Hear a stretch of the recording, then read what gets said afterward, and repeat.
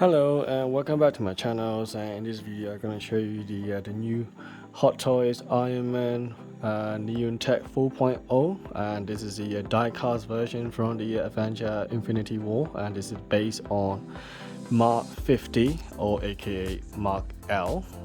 So I got this one on the I can't remember where I got it from actually. Speaking of which, I think I paid for about 2,650 Hong Kong dollars, I believe. I got it for a long time on pre-order. This is the second batch, unfortunately. The first batch and it has been out quite a while ago, so you may have seen it on the other channels already. Anyway, by the time when I realized this, I was debating whether I should or shouldn't, and then finally decided to give it a go and go for it. So here we are. So I have to get the second batch instead. Anyway, so I'm not regretting it at all, and then so because I really like the first original Neon Tech 3.0 from the War Machine Mark 1, as you can see here. Now this guy is amazing. The reason why I say this is because under the UV light effects, and these orange painted one that you see here will glow, and that is the whole selling point of this Neon Tech line. Now obviously I missed the 1.0 and 2.0. I couldn't get those one anymore. 1.0 is definitely nowhere to be found, and it's so hard to find it anywhere. But I'm not really sad about it, and the reason why I say that is because there is a problem with these figures. Now the figures are the same as the normal figures that you normally see from the Hot Toys, and they're all fine. But what I'm saying is that these are mixture with the die-cast painted one and the plastic unpainted one. Now these unpainted plastic are my major concerns here, because over time they will get scratched, they're gonna get fingerprint, and they're gonna get covered in dust. As you can see here, my Mark 3.0 is already covered in full of dust, and the paint it gets scratched and easily, and it's a lot of problem basically. Now because of that, I'm not really keen on this Neon Tech line. But I do like the under the UV light effects, that they do turn into like a Tron basically, and that is the really awesome part for me. Now anyway, so here is the Mark 50, and it comes with another reason that I chose this one is it comes with a lot more accessory than standard version. The standard version don't have that much accessory. Now for example, this one has this lobster blaster, yeah, so whatever you call that, and then you got another blaster on the hand, which is not in the movie, but you've got this one anyway, which I think is really cool. And you also have the Halo video game style energy sword, and you also get this stupid ridiculous shield. While I saw this on the Justin collection and the Jedi Petrol and other YouTube channel, I thought that they were kidding, and they are not actually kidding. This piece is absolute trash, and I don't understand why they even use this shield. Really, it's made with very cheap plastic for such an expensive figure. This shield is like so flimsy and so thin. It's more like the one that you got from Chinese takeaway or the fish and chip shop that you actually buy something like that kind of cardboard, basically a plastic cover.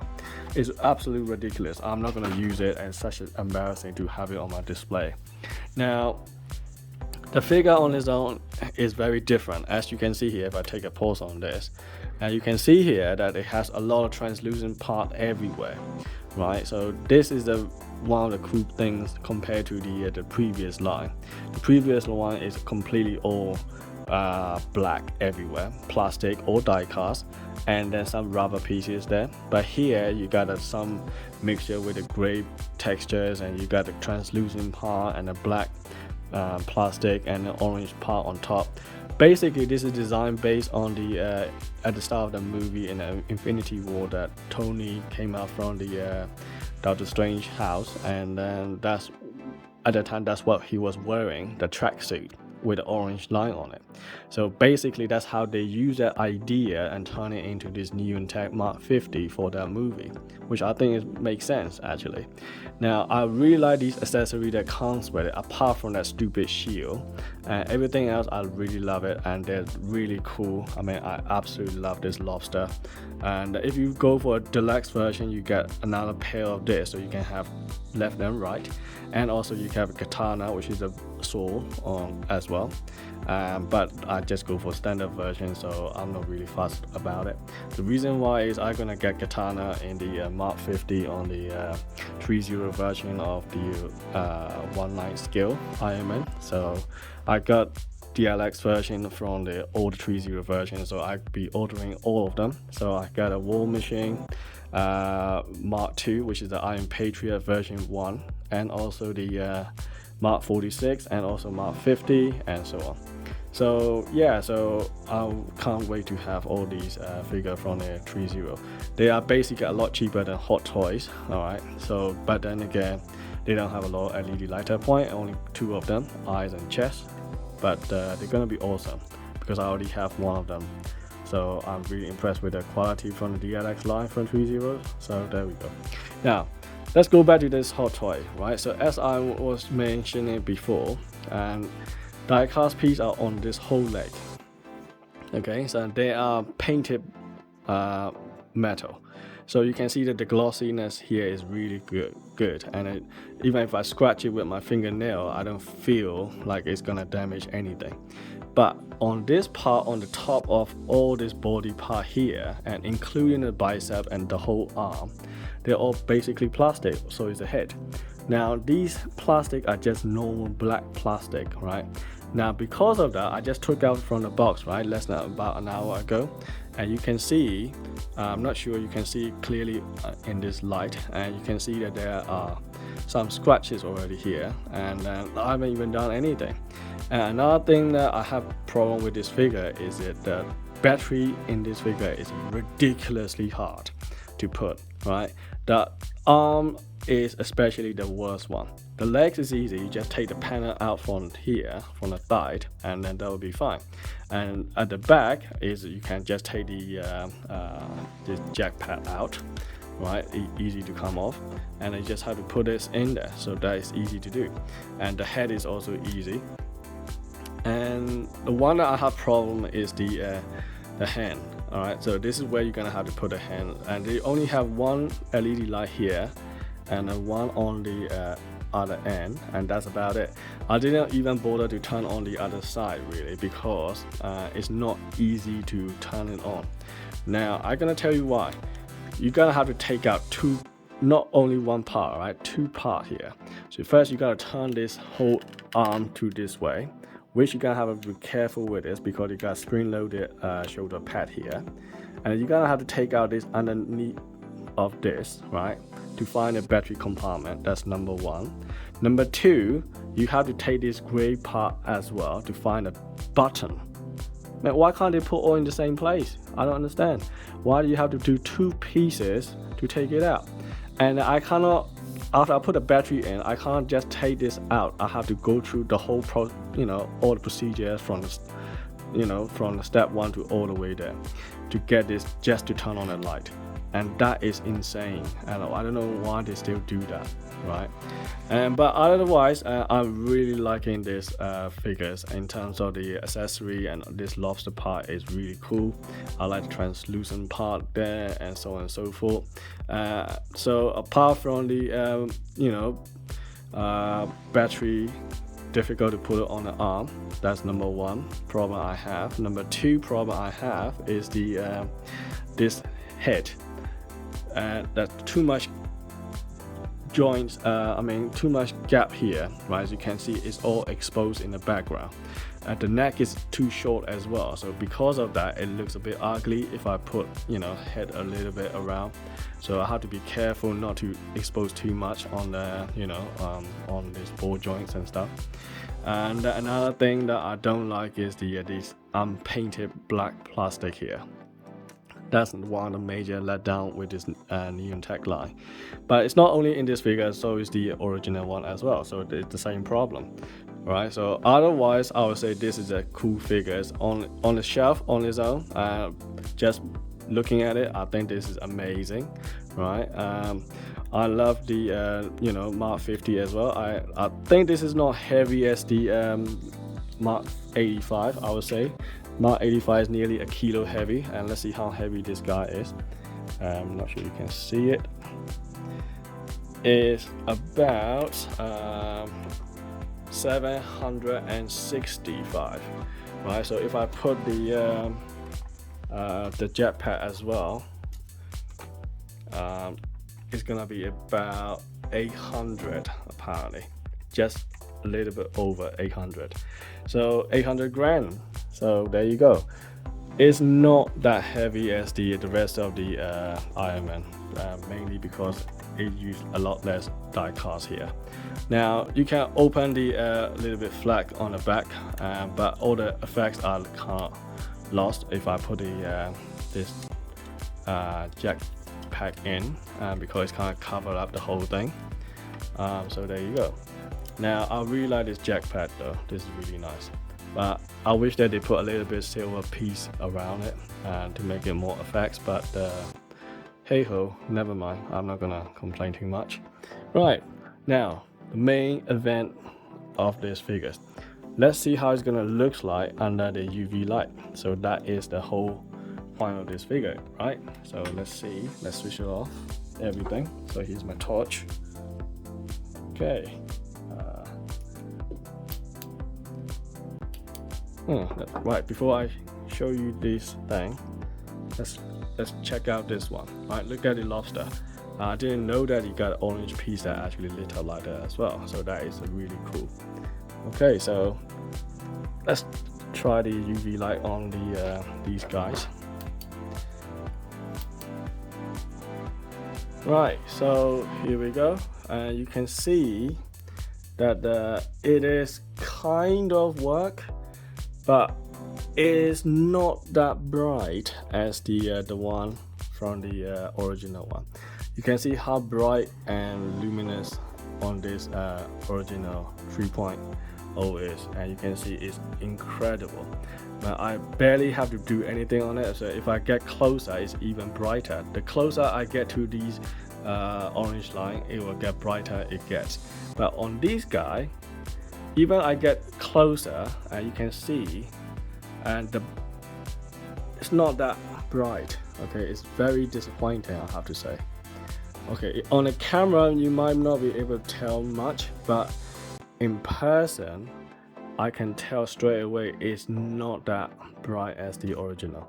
The original one is like insanely beautiful, and this is how it's supposed to be, right? So on here it does work, and this is a complete pitch black room, all right? And I have no lights anywhere in this room apart from this torchlight, and you can see it's not that bright. As soon as I get to the back here, you see that it's how bright the back of this guy is. And here, look at that. It's, I don't know. I'm not very impressed here, guys. A little bit disappointed, I have to be honest. Yeah, the effects is really not that good as this guy. You can see that a lot better. This is a lot way better on this guy on 3.0. You can see it feel like an actual LED light in this built into these figures, right? But here, even I get so close to the actual painting, and still don't get that brightness like the other guy somehow. Yeah, you see that? I don't know what to say here, to be honest. I'm a bit disappointed. Oh well. Oh well. Okay, right, enough. Now let's go back to the beginning. Right, so there we go. Well, final thought before I finish the video.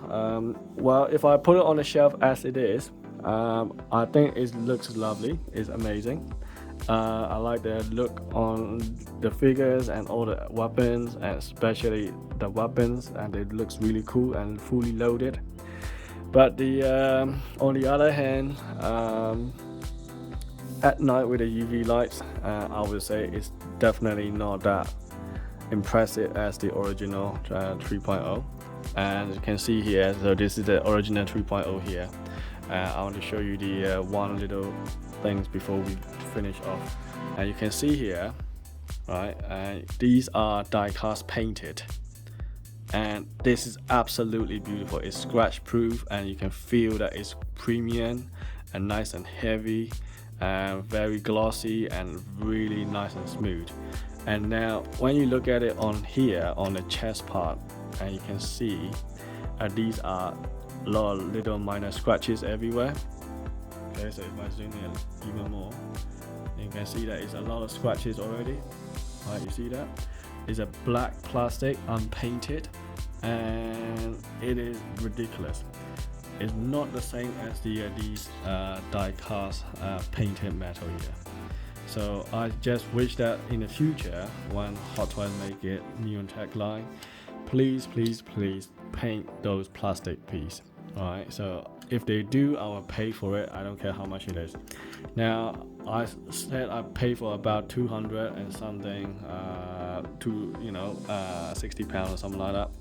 But then Toy Wonderlands are selling these guys for the this Neon Tech, especially deluxe version, for 9,999.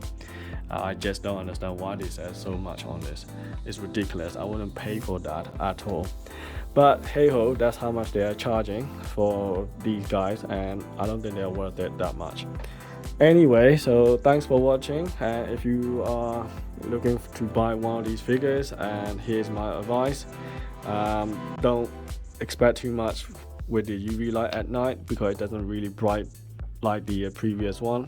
But it is cool to have a lot of accessory, but it's a pain to have this battery to install.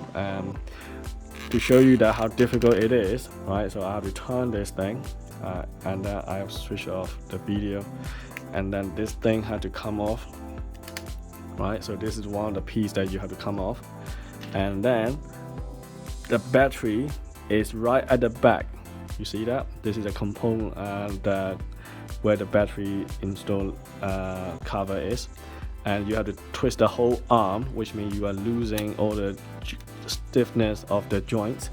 And then you got to take out this gray part, right? And now you have two pieces out, and then you can see that finally the light switch in here. How stupid is that, right? Why would they do that? So there you go. So this is a light switch here, and then I have to put all the stuff back in, and eventually all the little pack that you see here, they're gonna break. Okay, so this is the problem that I have with these guys. So you gotta be very careful before you do anything else here. So anyway, enough moaning. Thanks for watching, and I'll see you in the next video. Cheers.